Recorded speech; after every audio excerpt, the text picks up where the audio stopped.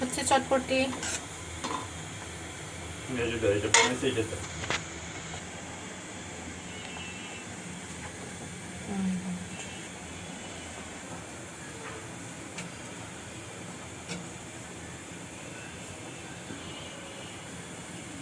এই হলো সন্ধ্যার নাস্তা, আজকে চটপটি। সেই পরিমাণ টেস্ট হয়েছে, দেখেন কত সুন্দর হয়েছে। ওয়াও, একটু টেস্ট করে বলতেছি।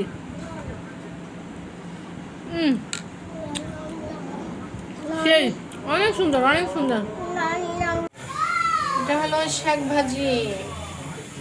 এখানে 2 পদের শাক আমি ভেজে নিয়েছি, লাল শাক এবং হলো আর কি জানি ডাঁটা শাক একসাথে ভাজি করে নিয়েছি।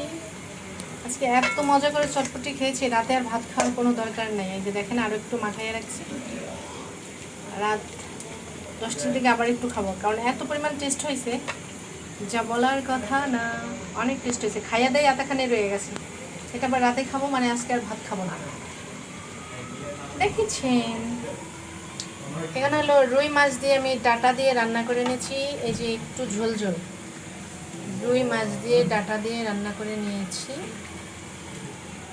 এতটুকুই করছি কারণ আমি জানি যে আজকে চটপটি খাইয়া ভাত খাওয়া হবে না, সেজন্য শাকভাজি আর ডাঁটা দিয়ে রুই মাছের ঝোল। আমি তো রাতে আর ভাতই খাবো না, কারণ যেহেতু আমি খাই না, রুটিই খাই, তো আজকে চটপটি খাইছি, আর ভাত খাওয়ার কোনো দরকারই নেই। ধন্যবাদ সবাইকে।